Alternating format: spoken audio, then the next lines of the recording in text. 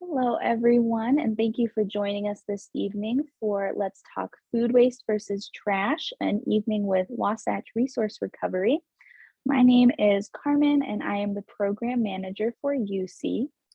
UC is the Utah Society for Environmental Education, and our work is to promote excellence in environmental education and community engagement to connect all Utahns to their natural world. UC is the state affiliate for the North American Association for Environmental Education, and there are over 53 state affiliates and organizations across the US, Canada, and Mexico that are all working to elevate the field of EE. UC, works to elevate the field of EE in Utah through our annual conference, awards and recognitions of professionals in the field of EE, professional development opportunities that are appropriate for all K-12 educators and non-formal educators, advocacy, and finally, community partnership and programs like this wonderful webinar that we have this evening for you. So I will stop sharing and hand it over to you, Lydia. Great, thanks, Carmen. Pull this up really quick.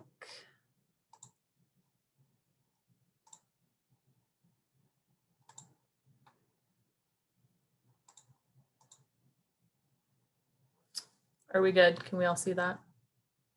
Okay, great. Well, yeah, thank you, Carmen, and thanks to UC for asking Wasatch Resource Recovery to do a webinar today. I'm kind of just going to go through what we do, outline what kind of materials we take, what our goals are looking forward, and then we also are going to look a little bit more closely at some school-specific food waste diversion opportunities, and then some food waste diversion opportunities in the community, or if you're involved in a small business or other aspect that has food waste, hopefully you'll find something useful in there. We'll leave some room for questions at the end. So like Carmen said, if you do have questions, I think you can just put them in the chat and then we'll kind of go through them at the end. Carmen, if there is a question that comes up that's like super relevant to something I'm talking about, you can just interrupt and I'll answer. So perfect. Well, we'll get started. So yeah, I'm Lydia. I have worked at Wasatch Resource Recovery, WRR, for about 2 years.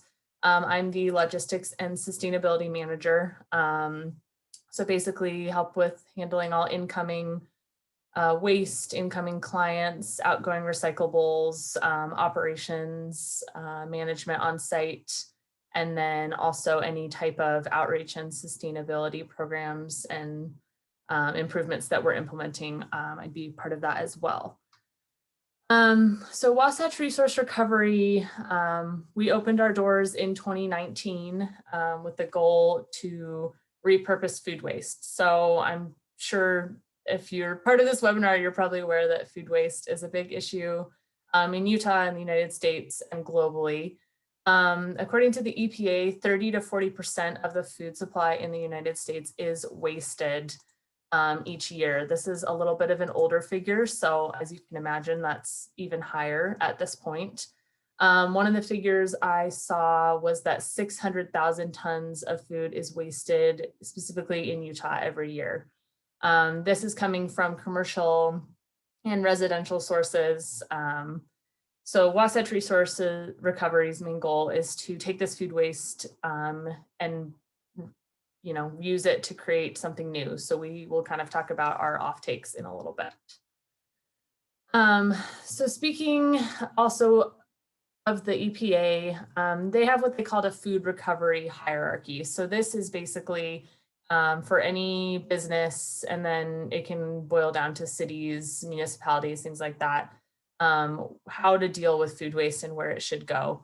So you can kind of see at the very bottom, we have landfill or incineration. So the least preferred option for a number of reasons. And at the top, we have reducing food waste at the source.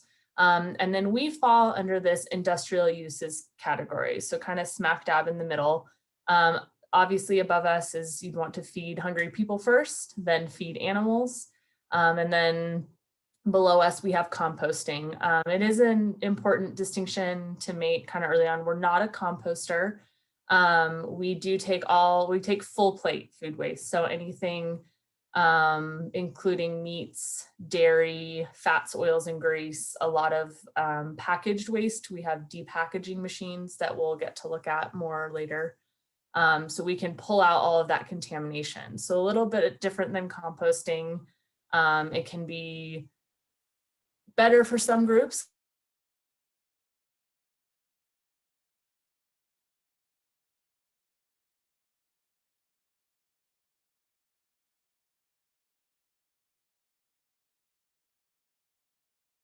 So a quick overview of Wasatch Resource Recovery and kind of our business structure. So we have a public-private partnership. So the public side is made up of Alder Construction and Aqua Engineering. The public side is South Davis Sewer District. And then all those groups together make up All-Pro. And then Wasatch Resource Recovery is All-Pro's first major project. So we have a lot of really great opportunities because we have all those different arms. We have the public side, the private side, working together to make this project work. This is an aerial view of our site. I tried to put a lot of images in here and stuff today just to kind of give you an idea of, what it actually looks like when you're out there. I know Carmen came out, and sometimes when we're talking about Wasatch Resource, we sound like a really small, organization, backyard kind of anaerobic digester, but we're, as you can see, a pretty large facility. The two domes that you can see in the forefront are our two anaerobic digesters. We'll talk a little bit more about what that means, but essentially that is where all of the food waste that comes into our facility goes. It's where it's broken down by microbes and where the raw methane is released. So that's why the tops are domed. That's where all that raw methane is going. And then we process that into a renewable energy source, which is natural gas. We have room on this site for 2 additional digesters. You can kind of see a little bit in front where we would put those. So we have the ability to expand our reception capabilities. That is in like the 5 to 10 year plan for us. So food waste diversion and food waste starts from a lot of places like we talked about. So we take food waste from restaurants, we take food waste from grocery stores, schools. Right now, we are also taking some food waste from residential households. We work with large manufacturing facilities, distribution centers, bottling plants, really anything you can think of that produces food waste, we're probably working with them. So it can be collected in a lot of different ways. We really want to get the waste in our door. So we work really hard to make collection and separation easy for customers. So if someone wants to use a compactor, they can use a compactor. It's, basically you can take a ton of waste, it compacts it down, comes to us. So it's a little bit easier for groups that have a lot. We take waste on pallets, we take waste from dumpsters. We have haulers that bring us waste just from around the community in smaller quantities. And I just like to point that out because I think, like a landfill or certain places, it's limiting how you can get that waste there in some ways. Or if you're a small household, you think, oh, I can just drive out there and dump my waste at the landfill. We have those options as well. So we really want to be an alternative to a landfill that works for everybody. We're an end user, so we do not haul any waste directly. We work with all third-party haulers in the community, or if you're a school or a business that already has a waste hauler, we're working with a lot of those as well. So trying to make, again, the idea of diverting food waste reasonable and cost effective for a lot of groups. We charge a lot less than the landfill. That's kind of where we try to get that competitive advantage in terms of cost savings. So we charge about 1/3 of the price per ton than the landfill does. So I'll kind of go through to give you a better idea of what we see coming in and then how we process it. It can be a little bit hard to imagine food waste going from something like this to a renewable natural gas. So we'll kind of walk through the process. But this is our most common type of waste and the kind of waste that we want more of, which is source separated organic waste. So really kind of what people think of as food waste, you know, your veggie scraps, from prep in a restaurant, or, you know, if a customer doesn't finish their food, scrape it in the food waste bin, all of that type of waste. And that comes in again on those trucks, and then it's dumped right on our tipping floor, which is what you can see here. We have some more pictures as well, but this is really the type of waste that is the best for the digesters. They're like big stomachs. So anything that, you know, can diversify your diet usually makes you feel better. More greens, more fruits, the better. A lot of the other waste we take is great, but in too much of a good thing, right? Too much fats or grease or too much sugar can make you sick. So the digesters work pretty much the same way. And then we also take, as I mentioned, a lot of packaged waste. This can look different for, depending on the group. So for schools, for example, sometimes we will see pallets of waste coming in from like a long-term food storage or a freezer. During COVID, obviously schools, and still are, dealing with a lot. So when kids went home and lunch programs were suspended, we saw some of that come in on pallets, for example. And we're always happy to work with groups that are dealing with any COVID-related food issues and to get that in our doors at a cheaper price. So yeah, again, kind of what I was talking about: grocery stores, restaurants, distribution centers, breweries, dairy and meat processing facilities, etc. Here's kind of another good picture of our tipping floor to get an idea of what type of contamination we're able to take. So that first load back here that we looked at, that was really early on, really, really clean, great stuff for the digesters.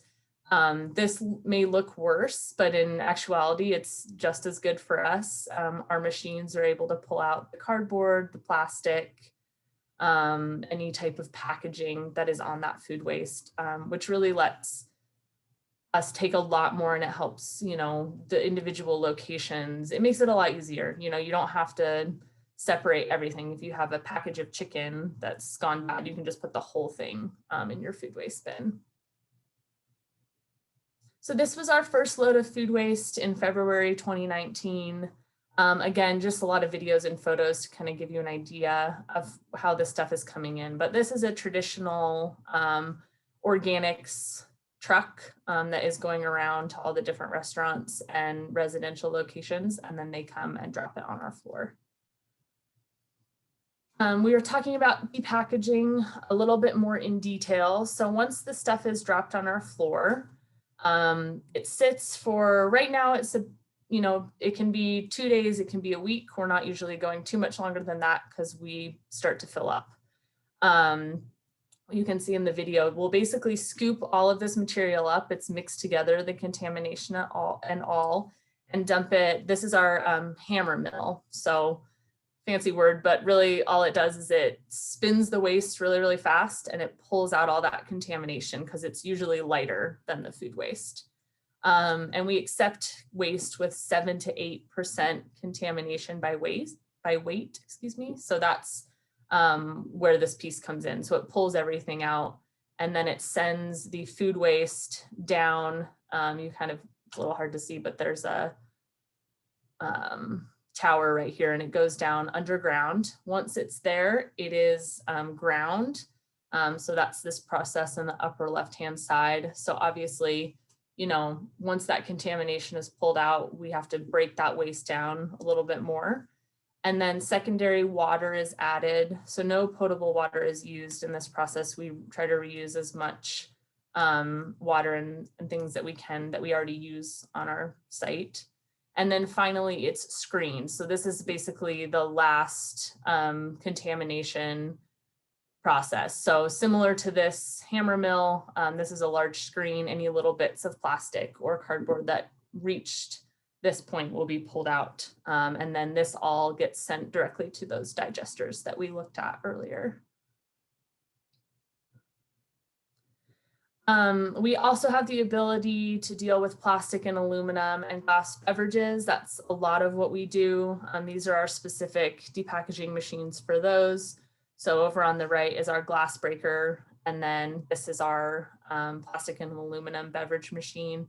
So beverages are loaded into this hopper up here. They're basically, it kind of shreds it almost in a cylindrical pattern, the plastic or the aluminum. So all of the liquid drains out, and then we recycle the remaining can or bottle. So we have a couple videos of that process. So here on the left, all that liquid is draining right out, and that is not ground or slurried like the other stuff that we're putting on the floor. This is just fed directly into the digesters. And then same thing with the glass. Normally there's more glass than this. This is just a small video to kind of show the process. But yep, so there we can see it being broken, and then all of the liquid drains out through that screen. And then any remaining glass, we use momentum recycling. So they'll come and pick up all of our glass.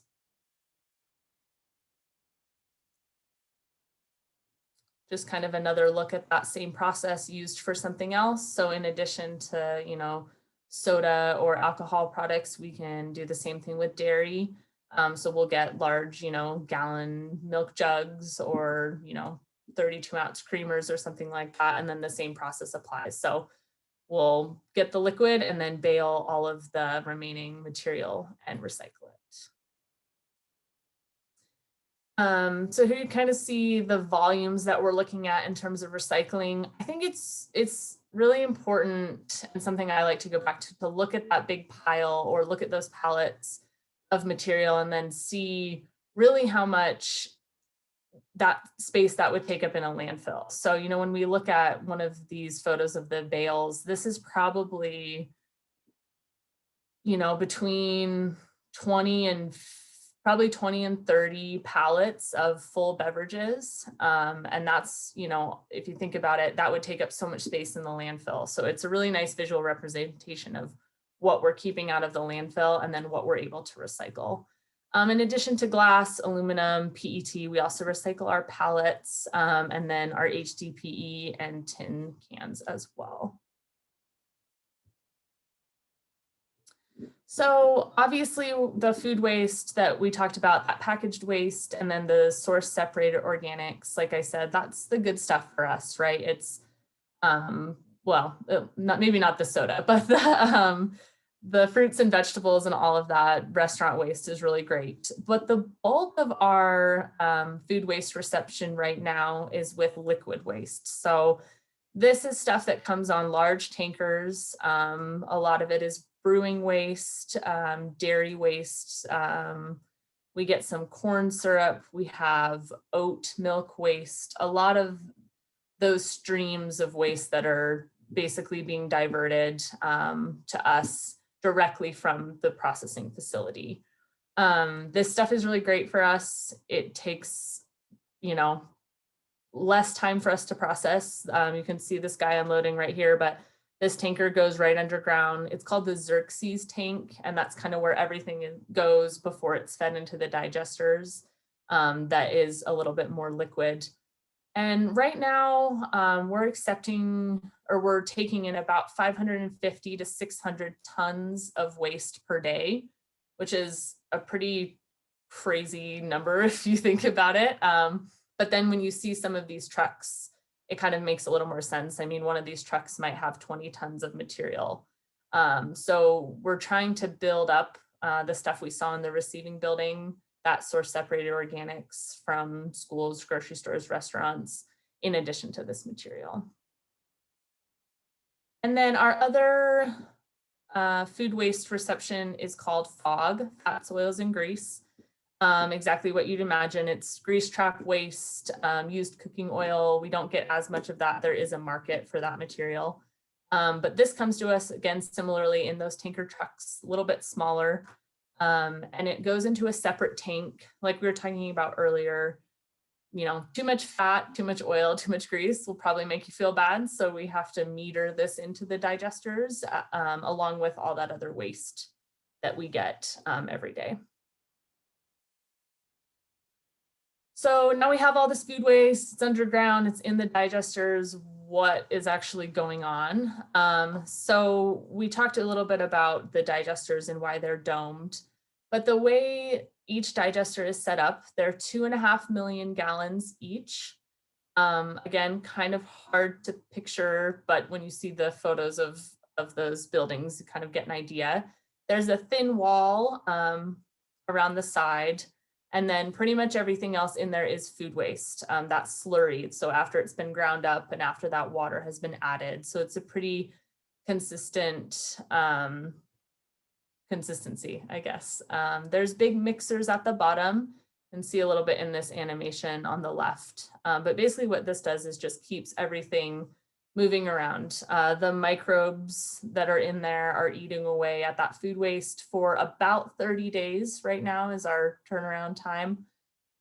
It could be as fast as 15 days to a week, depending on our turnover and waste. So if we were to double in size and have the 4 digesters, it would be a lot faster.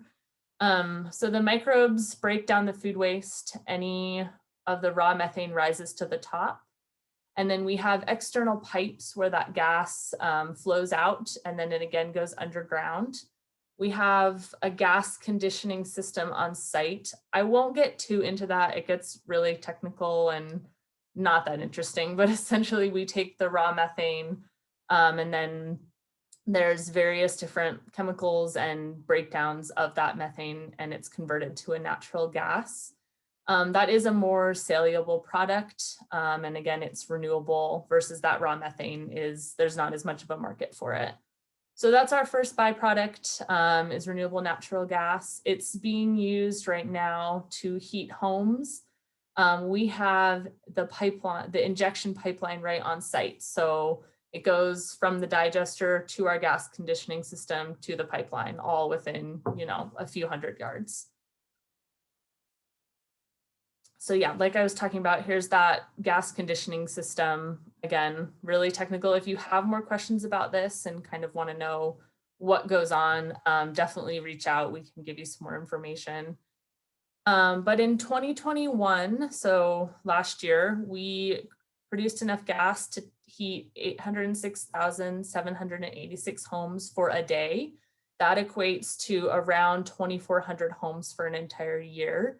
Obviously, we would like that to grow. We have that space to double in size, and our max capacity right now for food waste is 750 tons a day. And like I said, we're getting that around 550. So we could definitely up this, but it's pretty cool to see the impact that we've had even just within a single calendar year. And then our second byproduct is what we call biosolids. This is all of that material that was in the digester. After the microbes basically have their fill of that material, it doesn't have any value to us in the digester anymore. So what happens is it goes into this building back here. You can only see the corner, but it's called dewatering, exactly what it sounds like. We pull out as much water as we can. And then some of that water, like I mentioned at the beginning, that's what's used to re-slurry the waste. So we try to keep it closed loop as much as possible. And then it's dried a little bit more as it goes out through this conveyor, and it is dumped, and it's basically a nutrient-rich fertilizer. So anything, you can imagine all that food waste and then all of that fat, all of that sugar. There's a lot of nutrients in this material. It's being picked up right now and dumped onto a local farmer's field. They have quite a few acres of land that they're using this product on. They're running tests on both the soil and then the plants that are growing to kind of see, what the benefits are of this material on their production. Eventually, we would like to either sell this or bag it or do something similar to the landfill where you could come and pick this up and use it, in your home garden, or businesses that divert food waste to us could use it, if they have a garden or something like that. So it's something we're working on, and it's kind of an exciting piece of the puzzle that we haven't totally figured out yet. So it's a fun thing to look forward to. And then, so we'll go back a little bit and talk about food waste diversion looks like, either, for your school, for your business, in practice. We talked a lot about what we do at Wasatch Resource, kind of how it all works, but then the piece that's missing usually is, well, how can I get involved? How can our school or our, community get involved? So we'll kind of dive into that a little bit more. The schools we currently work with, I don't know if this list is complete also. So if your school diverts waste and it's not on here, I didn't forget about you. But we work with McGillis, Wasatch Elementary, Roland Hall, Granite School District, Wasatch Peak Academy, Greenwood Charter, and we're starting to do some more work with Salt Lake City School District. And there's a lot of potential here, I think, to grow this program. There's the education aspect for staff and students. It's really interesting to see how involved some classrooms have gotten in food waste diversion and, learning kind of the whole life cycle of that. And then there's also a lot of opportunities to reduce costs. Food is expensive in the dumpsters because it's so heavy. So cafeteria waste and all of that can come to us instead of being sent to the landfill. This is a little bit text heavy, but I talked to some of our contacts within Salt Lake City School District and then Roland Hall. Just, boots on the ground, what is their interest? How did this start? What's difficult? What's not? And this can kind of be applied to really any business besides, a large scale manufacturing. They obviously have different struggles. But some of these were the highlights that I wanted to talk about. So for Salt Lake City School District, kind of what started their interest in Wasatch Resource Recovery. They were one of the early adopters. They heard we were building this and basically said, okay, we want to get involved right away. So they actually incorporated this into their sustainability action plan, which is, I think I'm not sure the timeline on that plan, 5-10 years. But this food waste diversion is part of that, which is great. And it can make it easier to, implement a program if it's already sort of laid out for a school or an entire district. Obviously, some things that they dealt with and everyone will deal with is leakage and smells when you divert food waste. It is not a glamorous process. But you can bag your waste, which is, like we talked about, a benefit. Of course, it'd be best to not use any bags, but for some groups, it's not feasible to just send raw food waste to a composter, for example. So we do allow people to bag the waste. And then she was saying it's just really great to know how this is all, coming together in our community, that methane is being captured and it's used to heat people's homes, ideally along the Wasatch Front. It's kind of a very closed loop system. You can point to your banana peel that you throw, in your food waste bin and then really see how that's improving energy resources across the Wasatch Front. I think this is a big thing that I like to highlight as well, is how do you convince, either a principal or, even just a manager or an owner that this is a good idea. And it really does take one person who is a champion for food waste. We say this every time we, reach out to new groups, is if you can find that one person that really cares, or if, you are that one person, it can really go a long way, with getting a program started in your specific area. Another school, Roland Hall, we've worked with them again for a really long time. Great partner. And then again, kind of similar to what Salt Lake said, their headmaster was actually the one who helped establish the program. So obviously they had that buy-in from the get-go, similar to Salt Lake, with it being included in the action plan.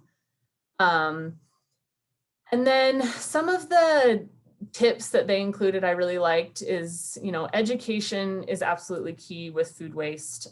Even though we can accept a lot of contamination, you still want to have people kind of looking in the bins and paying attention and seeing what's actually going in there. We deal with a lot of contamination, and we try to do as much training as possible, but it kind of takes those strong leaders and voices in a school or in a restaurant to really push for the food waste bins to be used correctly. So we kind of talked about schools, and like I said, that can be applied to other small to medium-sized businesses. But I also wanted to highlight some things that Wasatch Resource Recovery does in terms of getting the public involved and residential households as well. So right now we do have a residential food waste drop-off on our site. I guess I should have mentioned, I didn't. We are in North Salt Lake. So just right off of Redwood in North Salt Lake. We opened this drop-off, I guess just about a year ago, and it's been extremely successful. It's a resource for community members to drop off household food waste. It's free to use, and you can bring up to 15 gallons at a time. If you have more, just let us know. We can usually work something out, or we have other recommendations. This is a program that my boss before she quit was kind of piloting it, and then I took it on. And I've just been really excited to see this program take off. And then I also really want to grow this program. There are a couple other food waste drop-off locations. One is at the Anaerobic refill store, also in Salt Lake, 9th South, 2nd East, and then Hello Bulk Markets, which is on 3rd West. But it would be really great to see some other groups basically sponsor a drop-off like this. Anaerobic does ask that people pay a small fee per gallon just to cover their costs. But you know, we've talked with Slick about doing a public food waste drop-off at one of their campuses. So if this is something you're interested in either sponsoring or being a part of, please let us know. I think it's a really great option for people that don't have the ability to compost, or they don't have access to a residential food waste program. And if we had more around the valley and the Wasatch Front, you know, it makes more sense. We don't want people driving really far and, you know, in their car up to North Salt Lake. So,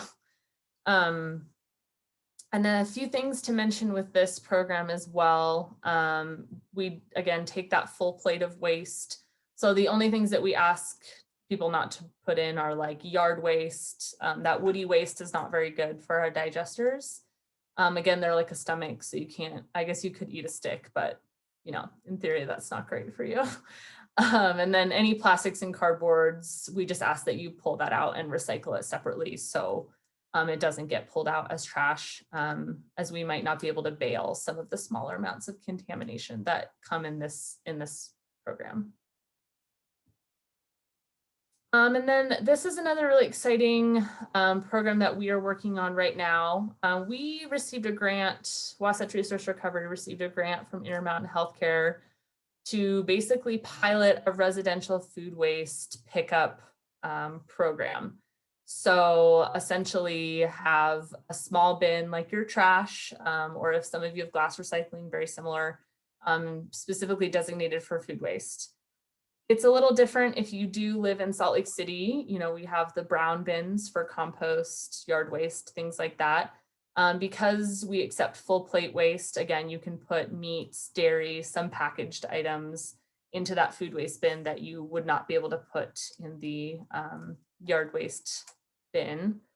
And right now, actually, Momentum Recycling just finished, or tomorrow will be their last pickup day for the pilot. It was a 3-month-long pilot period for 100 households.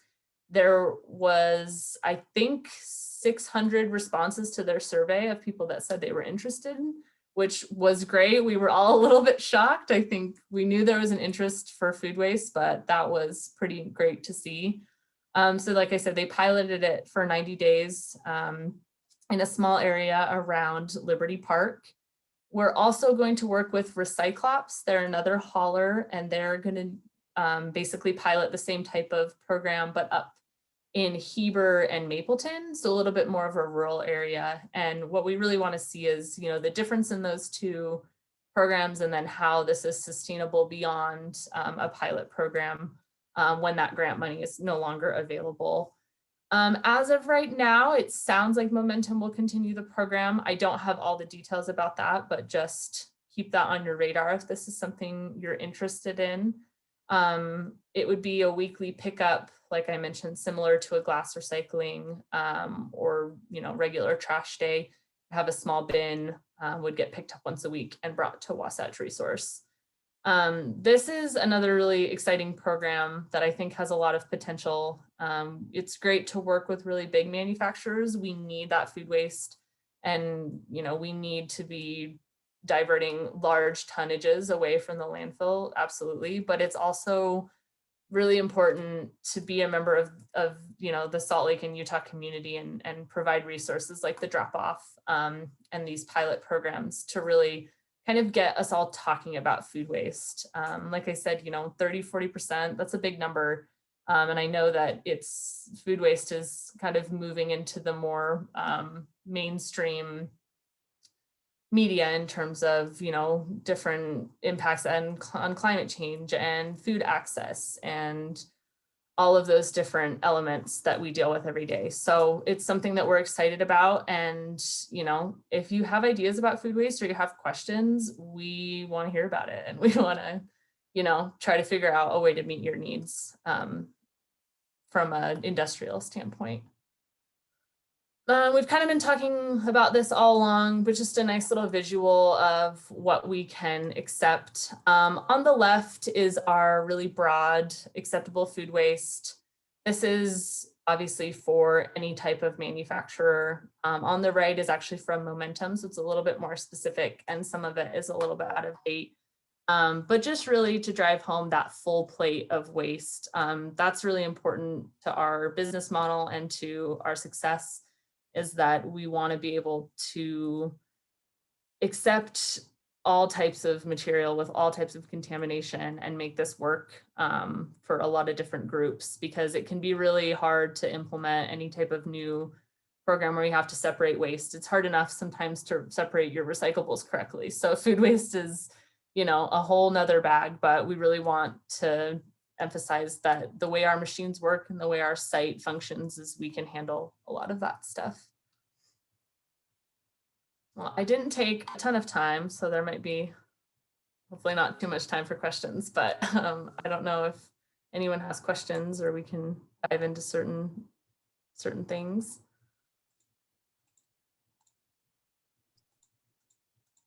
Yeah, that sounds great. Thank you, Lydia.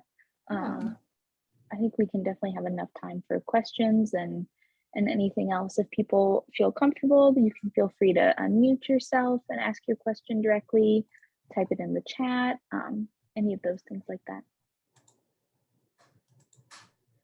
Hey, good evening. Thanks for this presentation. I came in a little bit late, so I apologize if you've already answered this question. I'll turn my video on also, sorry. No, you're good. I just moved to Salt Lake City, and so I'm trying to figure out sort of what my options are. And I guess it sounds like there's no sort of citywide collection at the moment. It would be sort of, you've got these bigger commercial or schools that are connected that you're collecting, but not necessarily residential buildings at this point. Yeah, so right now, the food waste landscape and collection landscape in Salt Lake is interesting. I just want to mention, we are an end user, so we don't do any hauling or pickups.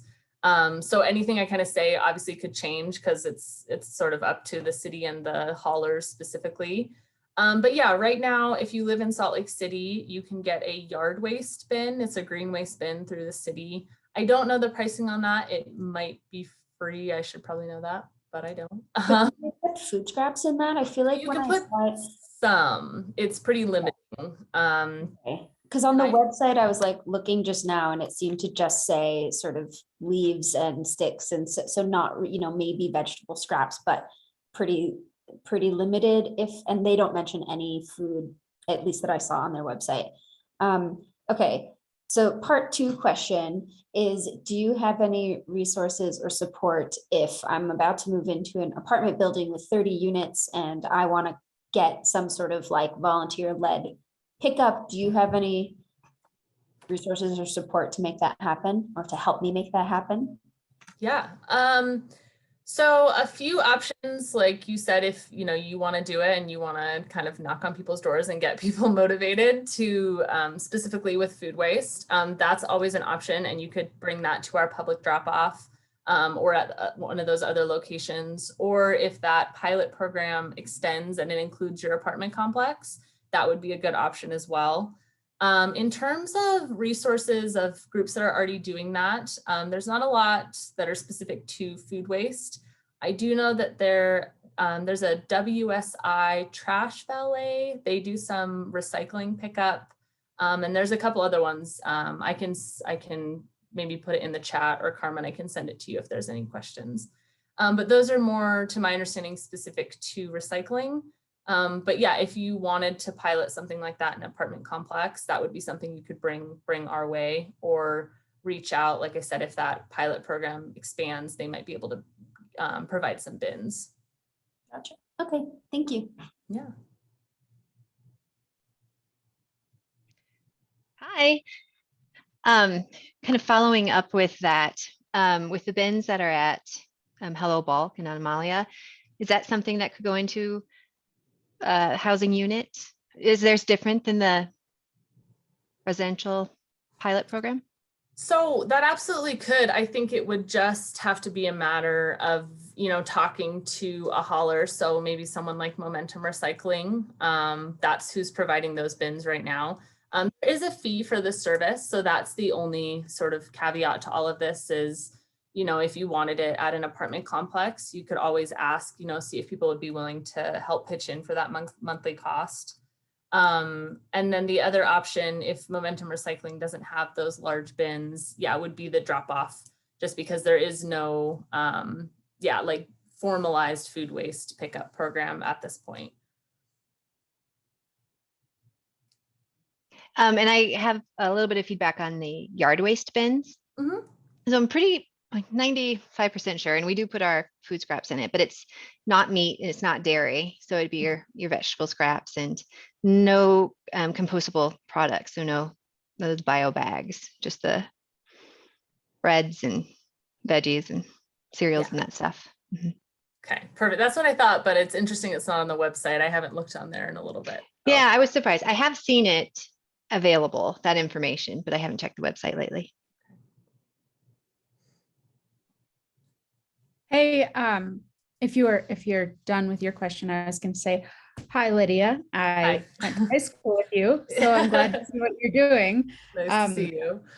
I'm a student at Slick right now, and I have heard that we have some connection with you guys. My environmental science class had Elizabeth come and talk, and that was great. And we did a little thing.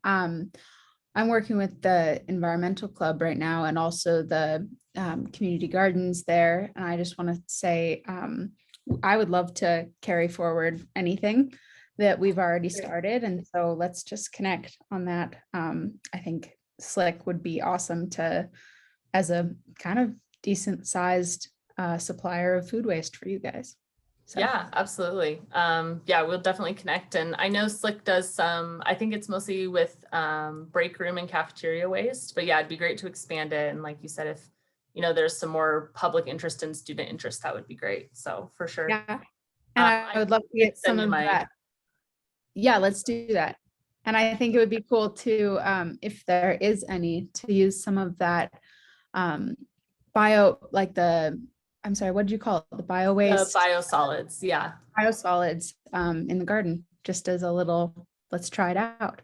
Yeah, no, that's something we're working on right now, because we've had a few groups ask us, we have a community garden, or we have a school sponsored garden, and we're trying to push that forward. Absolutely. So that'd be fun to kind of see that full circle, a food waste bin and then the garden with the biosolids. So cool. Yeah. All right. We'll be in touch.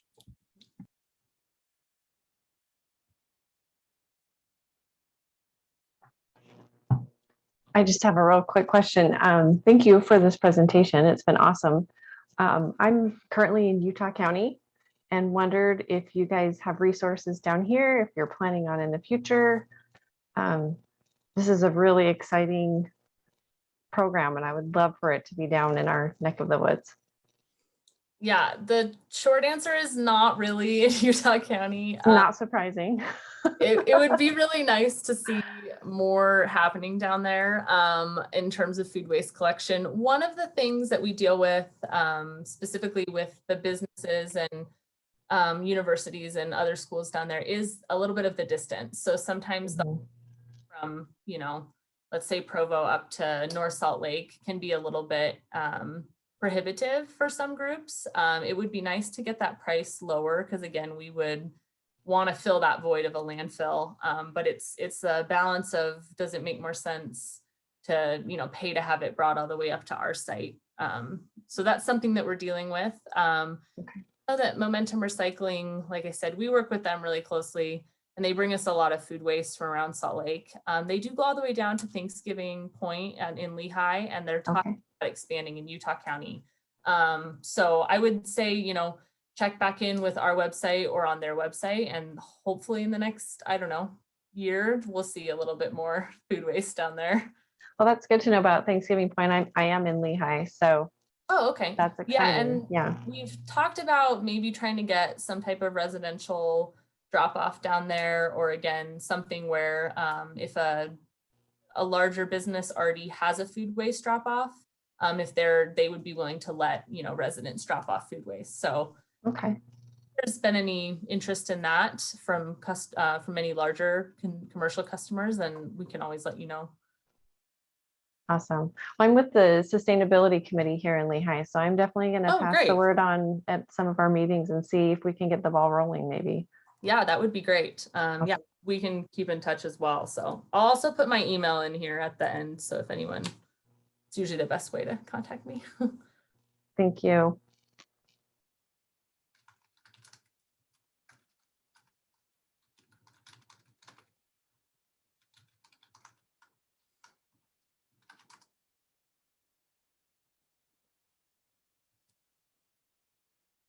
Might be it for questions. I'll give it a minute or two more. Sometimes people think of things on the tail end, right, as people are about to hang up. But I just want to say thank you again. And we had a wonderful tour out there, and agreeing to do this webinar was really wonderful. And I think just giving people the information about the great things that you do is really important. So we appreciate it. Thank you. Yeah, thanks for inviting me. And if there's no other questions, I was going to just leave with one thing. Food waste and the public interest in this is really great to see. Every time we do a webinar, people are asking questions. And the other big piece of this is obviously policy. So yeah, if you have state and local reps, or if you, Melinda, you're working with the sustainability committee, that is perfect. Tell them that you want food waste and tell them that you want this to be available. And hopefully we can see some more movement on that across the state. I do actually have one more question. And also wanted to say thank you very much for the presentation. Super informative. So about that, that compost product that you have, is it so like the digesters, it comes up to a certain heat, right? So does the end product, does it have like the same kind of like microbial activity that a compost product would have, or is it kind of like inert? Yes, so it's actually, I don't know exactly compared to a traditional compost product, but the digesters only go up to about body temperature. So they're actually not heated too high. Obviously that's, warm, but it still allows for a lot of growth. Kind of a hack zone actually. Yeah, exactly. So it's pretty nutrient rich, and we've seen pretty good results from it. Again, I don't know compared to a regular fertilizer, but yeah, it's not like baked out, so it can't be, beneficial. Cool. Thank you. For sure. Actually, I do have a question too. And thanks for putting this on. I've been looking into it for schools. I've talked with you, Lydia. Thank you. And when I presented it to the PTA this week, and it was really well received. One of the the things I guess I'm trying to figure out so I can inform them is how much, so the kids have to sort it, and it's seeming from the schools I talked to that they have to have some amount of education or oversight in order to sort it. And it seems like there's a range. Some schools have had some guidance at first. Some people have actually had to establish a full-time adult to be there to sort. And I just wonder if the level of contamination has to be that low that it, because it sounds like things can get thrown in and packaging can be separate.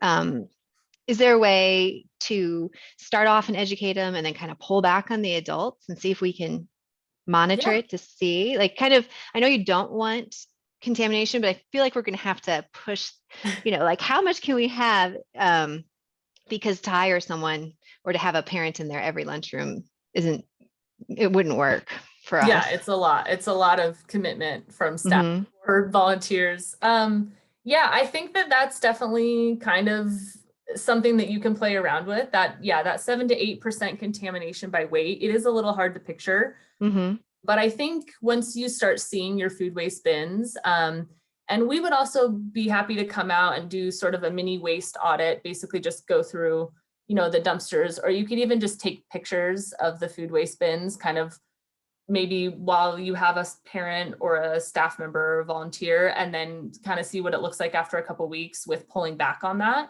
and look at the difference. But I don't think most of the time in cafeterias, you're probably not going to have a volume of waste that we would be like, this is all trash. And especially if there's that education up front. Would be kind of my recommendation, is to sort of perform a small waste audit, or reach out to us. Again, we might not be able to come out in person, but we could probably do that. But also with the photos is helpful. Again, you still have to have someone do that, but it's a little bit quicker, instead of having someone there teaching kids how to sort for every lunch. To do it every time. Because I think one of the schools actually has like that covered in that way. But that was one of the big hiccups getting it into schools, is how much oversight the kids need in order to meet that contamination level or threshold. For sure. And, kids they follow the rules, I feel like, sometimes better than adults. Yeah, I believe it. We can do a lot with signage. We have that one, acceptable materials, but if you have like specific signage that you think would help, or if you keep seeing one type of container that people are confused on, we could create like a mock-up sign for you to include as well. So we would thank you. Do some more specific signage. We do that a lot because sometimes, every different group has a different sort of flashpoint of something that is causing them a headache. So we do that as well. Okay, great. Well, I appreciate all the information and all the help and support during this. Thank you. Yeah, thank you.